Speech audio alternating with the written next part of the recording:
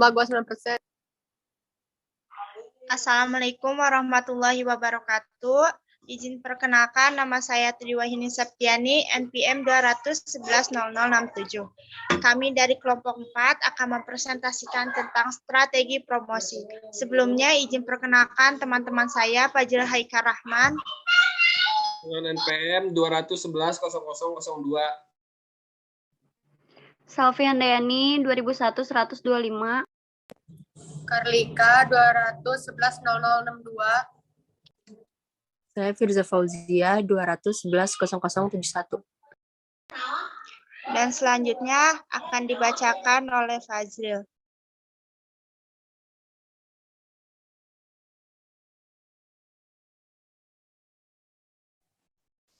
Pengertian strategi promosi menurut para ahli. Menurut Ciptono, promosi pada hakikatnya adalah suatu komunikasi pemasaran. Artinya aktivitas pemasaran yang berusaha menyebarkan informasi, mempengaruhi atau membujuk, dan mengingatkan pasar sasaran atas perusahaan dan produknya agar bersedia menerima, membeli, dan loyal pada produk yang ditawarkan. Yang kedua, menurut Standing Room, promosi adalah suatu upaya atau kegiatan perusahaan dalam mempengaruhi konsumen aktual maupun konsumen potensial agar mereka mau melakukan pembelian terhadap produk yang ditawarkan saat ini atau di masa yang akan datang. 3. Menurut Kotler dan Armstrong, strategi pemasaran adalah logika pemasaran di mana unit bisnis berharap untuk menciptakan nilai dan memperoleh keuntungan dari hubungannya dengan konsumen. Keempat, menurut Kotler dan Armstrong, promosi adalah kegiatan perusahaan untuk mendorong penjualan dengan mengarahkan komunikasi-komunikasi yang meyakinkan kepada para pembeli.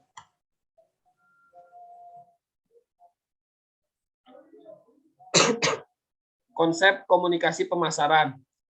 Komunikasi merupakan proses penyampaian pesan dalam konteks pemasaran perbankan. Komunikasi pemasaran merupakan suatu proses penyampaian pesan yang dilakukan oleh bank pada nasabah baik langsung maupun melalui media komunikasi tertentu. Unsur-unsur komunikasi pemasaran terdiri dari yang pertama sumber. Sumber dalam pemasaran perbankan. Sumber komunikasi pemasaran dapat berasal dari sumber resmi atau sumber formal dan informal. Sumber formal adalah penyampaian pesan yang secara resmi ditunjuk oleh bank untuk menyampaikan informasi mengenai produk dan jasa yang ditawarkan. Sumber informal adalah pihak-pihak yang menyampaikan pesan tentang bank dan produk serta jasanya yang sifatnya tidak resmi, misalnya nasabah, Yayasan Lembaga Konsumen Indonesia, toko seperti eksekutif, dan selebritas yang secara sukarela menyampaikan informasi yang bersifat positif maupun negatif tentang bank dan produk serta jasanya. Lalu yang kedua ada penerima. Penerima pesan adalah khalayak yang menjadi sasaran komunikasi pemasaran. Komunikasi pemasaran akan efektif jika khalayak sasarannya adalah pasar sasaran dari bank. Hambatan dari penerima pesan yang dapat mengganggu efektivitas komunikasi pemasaran bank dapat berupa yang pertama pengalaman atau latar belakang, yang kedua kondisi fisiologis penerima pesan, yang ketiga perbedaan dalam memaknai simbol dan kata, yang keempat suasana hati, yang kelima perhatian selektif, yang ketiga ada media. Media adalah sarana atau saluran komunikasi yang digunakan oleh pemasaran untuk mengkomunikasikan produk dan jasa perbankan.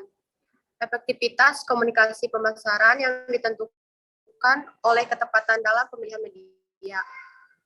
Lalu yang keempat ada pesan. Sebuah komunikasi pemasaran dinilai efektif jika pesan yang disampaikan dapat dipahami dan penerima.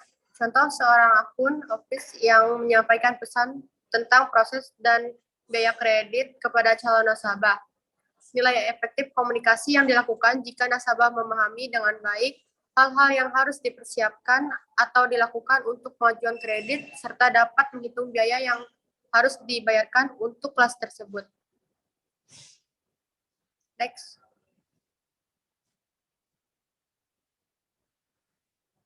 Lalu yang kelima ada umpan balik. Umpan balik adalah respon yang diberikan oleh penerima pesan yang ditunjukkan dari sikap, pendapat, dan perilaku titik adanya umpan balik. Kemungkinan pemasar mengetahui sejauh mana pemahaman dan respon penerima atau pesan yang disampaikan. Contoh seorang customer service setelah menjelaskan keunggulan produk tabungan yang ditawarkan dan berusaha mempengaruhi nasabah. Bank nasabah acuh tak acuh dan kurang memperhatikan pemasaran. Yang terakhir ada 6, kegangguan komunikasi. Gangguan komunikasi dapat terjadi di setiap elemen komunikasi. Gangguan komunikasi dapat terjadi pada pengirim, proses pengkodean, media, proses pengkodean kembali, dan penerima. Jika pemasaran bank salah dalam penulisan pesan ketika menjelaskan, maka hal ini dapat menyebabkan tidak efektifnya komunikasi pemasaran.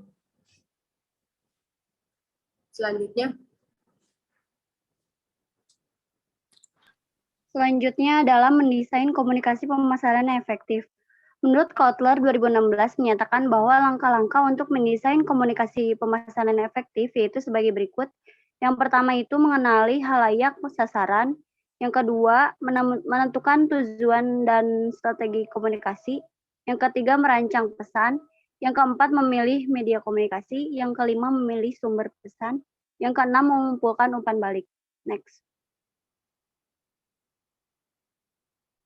Langkah-langkahnya yaitu yang pertama itu mengenali halayak sasaran. Pada tahap awal, manajer pemasaran bank harus menentukan halayak sasaran dari komunikasi pemasaran yang dilakukan. Halayak sasaran idealnya adalah masyarakat yang potensial menggunakan produk dan jasa perbankan atau yang punya daya beli. Halayak sasaran bisa berupa individu atau rumah tangga maupun kelompok seperti perusahaan, koperasi, dan kantor pemerintah. Yang kedua itu menentukan tujuan dan strategi komunikasi. Tujuan akhir dari komunikasi pemasaran adalah nasabah membuka rekening atau memanfaatkan jasa perbankan lainnya, atau mengambil kredit menggunakan safe deposito box dan lain-lain. Yang ketiga, merancang pesan.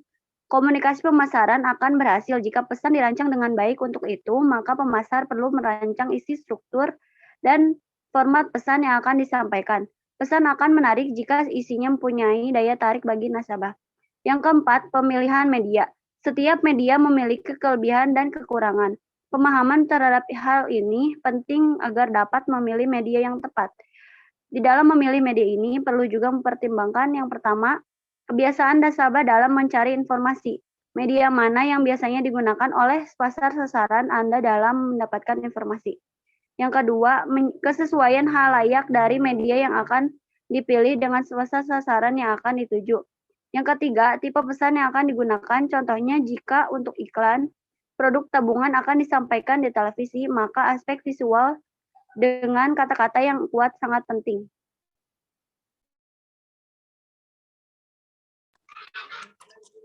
Yang selanjutnya itu memilih sumber pesan. Ketepatan dalam memilih sumber pesan akan berdampak pada efektivitas komunikasi pemasaran yang dilakukan. Manajer pemasaran bank dapat memilih berbagai alternatif sumber pesan pemasaran yang tersedia. Secara umum, ada dua kelompok sumber pesan, yaitu sumber informal dan sumber informal. Sumber formal adalah sumber yang dirancang oleh bank untuk menyampaikan produk atau jasa perbankan yang ditawarkan, atau dari lembaga-lembaga resmi, misalnya divisi pemasaran bank dan unit customer service bank. Yang kedua ada sumber informasi. Yang kedua ada sumber informal. Sumber informal adalah sumber-sumber individu personal seperti dari nasabah lain, petugas parkir, dan kelompok masyarakat. Sumber pesan bisa berupa individu atau personal atau bukan individu organisasi. Yang keenam itu mengumpulkan umpan balik. Komunikasi pemasaran yang telah dilakukan perlu dievaluasi apakah sudah efektif atau masih kurang efektif, bahkan tidak efektif. Untuk itu, pemasar perlu mengumpulkan umpan balik. Kegiatan ini dapat dilakukan dengan melakukan survei atau melakukan observasi atas tanggapan konsumen atas komunikasi pemasaran yang dilakukan. Next. Selanjutnya itu ada bauran komunikasi pemasaran. Yang pertama, periklanan. Periklanan merupakan bentuk presentasi yang sifatnya impersonal untuk mengomunikasikan produk dan jasa yang dibiayai oleh perusahaan. Iklan merupakan alat yang sering digunakan oleh bank agar nasabah mengetahui produk dan jasa perbankan yang ditawarkan dan kadang-kadang digunakan agar nasabah ingat pada bank. Pengetahuan timbulnya kesadaran pada nasabah tentang institusi bank tertentu akan mendorongkan akan mendorongnya untuk memilih bank tersebut sebagai pilihan. Terdapat 5 tahapan aktivitas penting dalam pengambilan keputusan periklanan. Yang pertama itu ada penetapan tujuan, yang kedua penetapan anggaran, yang ketiga penentuan tentang pesan, yang keempat penentuan media, yang terakhir evaluasi atas periklanan yang dilakukan. Yang kedua itu ada promosi penjualan. Promosi penjualan semakin sering digunakan bank untuk mendapatkan perolehan dana dan penyaluran dana dalam waktu yang cepat.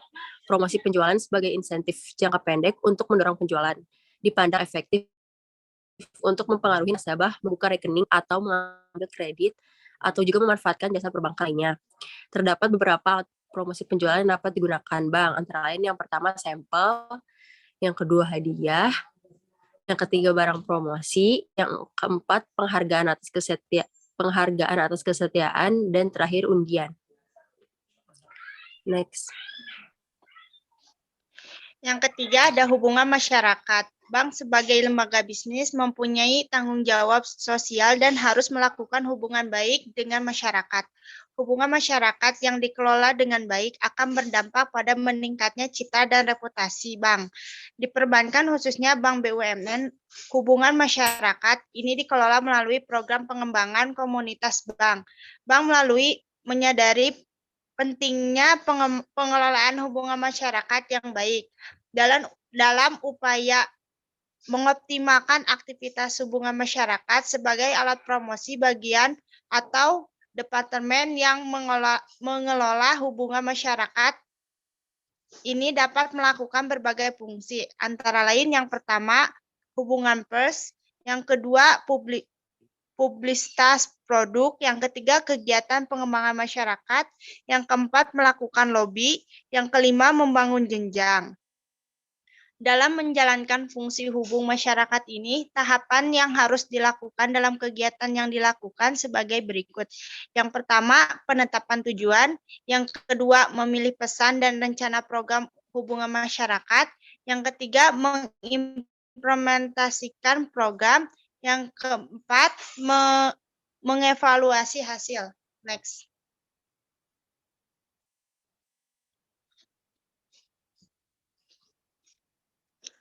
Penjualan personal berperan penting dalam mengomunikasikan produk